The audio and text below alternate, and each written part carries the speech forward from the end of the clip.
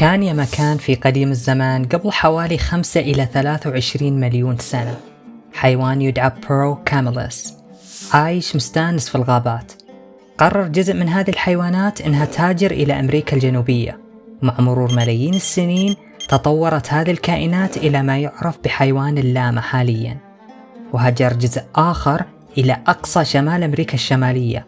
ومع مرور ملايين السنين تطورت إلى باراكاميلس وطورت السنام بظهرها، ثم لاحقا تطورت إلى ما يعرف الآن بالجمال بعصرنا، جمل بوسنام وجمل بوسنامين.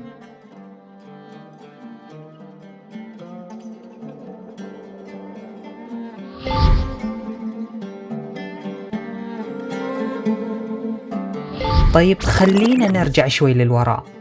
قبل 2.4 مليون سنة حصل ما يسمى بالعصر الجليدي The Ice Age، واستمر إلى ما قبل 11,500 سنة. وخلال هذا العصر ماتوا وانقرضوا كثير من الحيوانات، لكن هالحبيب أبو براطم ظل صامل.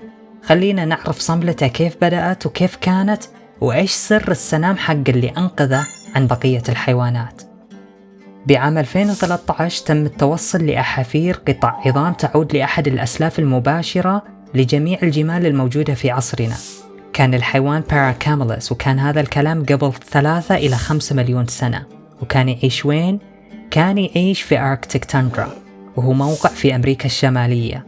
مثل ما سمعت، كان جد أبو براطم مروق في الثلج ويتزلج ومستانس ومبرد على نفسه وأموره تمام، قبل لا ينقرض حظه مثلك ومثلي وتصلخ الشمس والحر. من منظور نظرية التطور، خلال العيشة في هذه البيئة الثلجية الصعبة تطور وتكيف جسم الباراكاميلس هذا، وصار عنده سنام. وكثير يعتقد أن هذا السنام يخزن الموية، وهذا خطأ، لأن هذا السنام يحتوي على دهون. كل سنام يوصل وزنه إلى 35 كيلو، وبدوره يخلي الجمل يعيش من أسابيع إلى أشهر من دون أكل وموية، لأن الدهون بالسنام فيها كمية من الغذاء عالية مرة، مثل فيتامينات، معادن وأحماض دهنية، وناهيك عن الموية كمان اللي تنتج من عملية احتراق هذه الدهون. وهذا أحد أكبر الأسباب اللي خلت هذا الجمل ينجو خلال العصر الجليدي، بينما كثير من الحيوانات ماتت وانقرضت. وكأنما جسم الجمل طور من السنام ككيس غذاء للطوارئ. خلال هذا العصر الجليدي الجمال هاجرت من أمريكا الشمالية إلى آسيا وأفريقيا، بيئة صعبة جديدة مثل الصحراء والحر، وهذا اللي خلاها برضو خلال هذه الملايين من السنوات تتكيف وتتطور. أبو براطم ما يضحك ترى، أضبط وضعك عشان نخلص الفيديو. قلنا تطور، ما قلنا بوكيمون.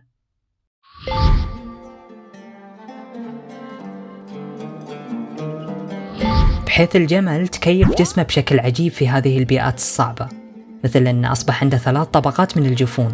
أحد هذه الجفون طبقة خفيفة، بحيث أنه يقدر يشوف الطريق، يقفل عينه ويمشي في العواصف الرملية ولا همه شيء. رموشه طويلة مرة أيضا عشان تحمي عينه من الأتربة. مناخيره بإمكانه يقفلهم وقت العواصف الرملية. أقدامه تكيفت من أيام البيئة الثلجية على المشي في الثلج والآن الصحراء، بحيث أن قاع رجله ضخم ومفروش، مما يساعد رجوله ما تقتص وقت المشي على الرمال. الجمل هو الحيوان الوحيد اللي خزن الدهون في جزء واحد من جسمه، وهو السنام، وهذا يعطيه أفضلية قوية، بحيث أن حرارة جسمه تطلع من جسمه بشكل أسرع. والسنام يعمل كحامي لظهر الجمل من أشعة الشمس اللي تسقط مباشرة على ظهره. حرارة جسم الجمل في الفجر تنزل إلى 34 درجة مئوية، وتصل إلى 40 درجة مئوية وقت أشعة الشمس، وأموره تمام ولا يحتاج يتعرق عشان يبرد على جسمه إلا إذا وصل 40 درجة مئوية. لكن بالليل قادر إنه يبرد على نفسه ويقلل من درجة حرارة جسمه بشكل طبيعي من دون جوانب سلبية. عشان أبين كيف هذه القدرة عجيبة، درجة حرارة جسم الإنسان 37 درجة مئوية، أي درجتين بزيادة أو نقصان قد تشير إلى مرض، بينما درجة حرارة جسم الجمل تزيد وتنقص ب6 درجات مئوية.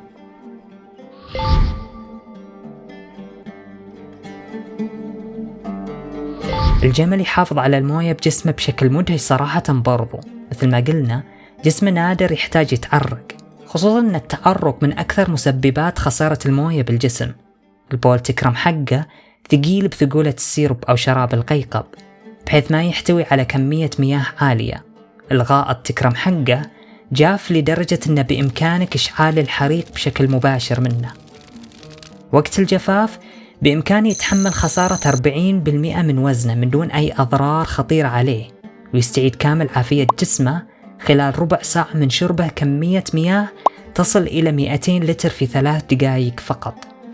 بينما أغلب الحيوانات خسارة 15% من وزنهم بسبب الجفاف قد يؤدي إلى مشاكل في القلب، بينما 20% قد تسبب في الوفاة مرة واحدة. كريات الدم الحمراء للجمل قابلة للتمدد، بحيث تحمل كميات كبيرة من الموية، لدرجة أن هذه الكريات تكبر بنسبة 240% لما الجمل يشرب كميات كبيرة من الموية. وأيضا لاحظوا علماء الحيوان أن الجمال بإمكانها العيش على المياه المالحة. بإمكان الجمل يأخذ حاجته من الموية والغذاء من تقريبا أي شيء في الصحراء، مثل أكله للصبار. وقت الجوع بإمكانه يأكل أي شيء من لحوم، أسماك، عظام وجلد. صدق اللي سماه سفينة الصحراء. أبو براطم صدق مو هين.